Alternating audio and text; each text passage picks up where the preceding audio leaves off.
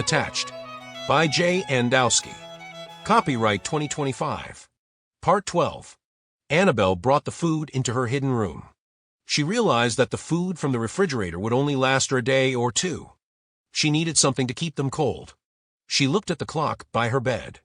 2:45. In the hall closet, Corbyn kept an ice chest for when he and Nora would picnic outside the city. She went out into the dark again and grabbed the chest. She emptied the garbage bag of foods into it.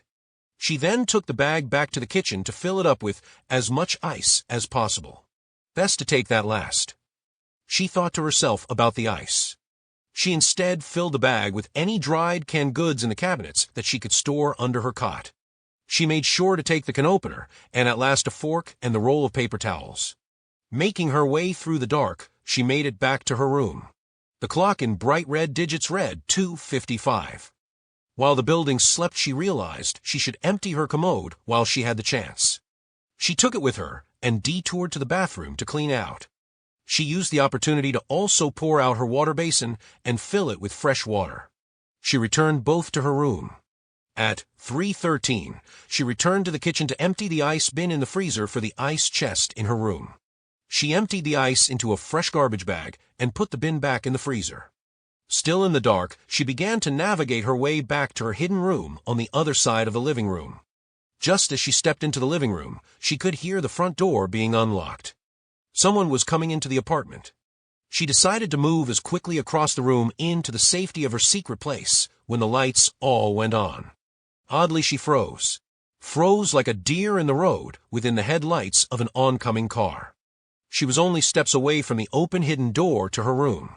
"Put your hands up, citizen." She turned her head to see two Harmony officers pointing their sidearms at her. Behind them stood Tian, holding the key to the door. Tian's jaw dropped.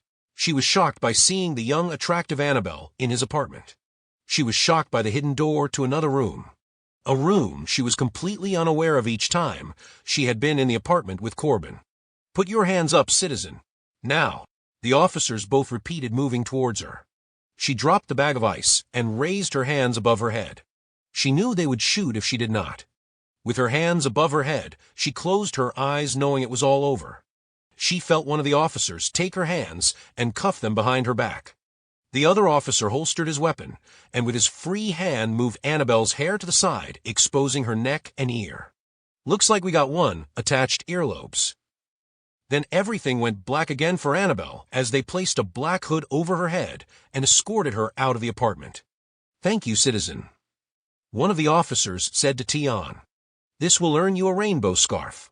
The other officer added, "I already have one," was the last thing Annabelle would ever hear from Tian.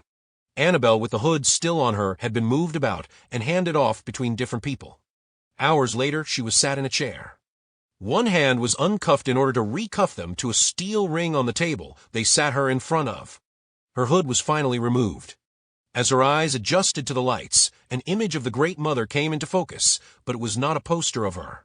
Sitting across from Annabelle, in her early 90s, bald, with almond-shaped brown eyes, copper-toned skin, and large earlobes, sat the Great Mother. Behind the Great Mother was the rainbow flag of the regime.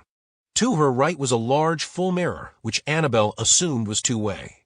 "What is your name?" the Great Mother demanded. "Annabelle." "Well, Annabelle, you have put us in a terrible bind." Annabelle had only seen pictures of the Great Mother with a big, warm smile, but her face in real life was not smiling or warm. Her face was sour and disgusted. "I have put you into a terrible bind." Annabelle questioned, feeling the cuffs biting into her wrists as she tried to lift them from the table. "Snarky, aren't you? Just like all like you. I am triracial and ethnically mixed as you are. What makes me so different from you, my attached earlobes? Why are you obsessed with such a minor physical difference? It was your type that would tease me for my minor physical difference." Her face became angrier. "They would call me Dumbo for my large earlobes. Didn't anyone ever teach you as a little girl, sticks and stones?" Annabelle could not believe the Great Mother's explanation. The Great Mother slammed her fist on the table. "Words can cut deeper than any stick or stone or knife. In some cultures, large earlobes are to be admired. They are considered a sign of great wisdom. Too bad you wiped out all the cultures that would have taught you that. You would have learned pride in your difference instead. Annabelle tried to reason with her. Many of the books you have banned would have taught you that it is easier to learn not to be offended by others than it is to try to force others not to offend anyone. The Great Mother ignored Annabelle's words. We are creating a united society. We are ending division. We are bringing the world peace for the first time under the blessing of Mother Gaia. The Great Mother smiled, looking up to the unseen Mother Gaia. She then turned her resentful gaze back to Annabelle. You have tarnished our greatest war hero. He unfortunately will not be allowed to survive his present medical condition. He will though be given a funeral fitting of a hero of the state. No! Annabelle screamed. The Great Mother leaned into Annabelle. Clenching her teeth, she whispered to her, all those that know of his hiding you will have to disappear to maintain Prime Sergeant York's glory and status in the eyes of the people, so we may maintain harmony. The Great Mother turned to the mirror and shouted, Guards! No! Annabelle cried. The door to the room was quickly opened. Annabelle was gagged and rehooded back into darkness before she was dragged out of the room kicking and crying. The end.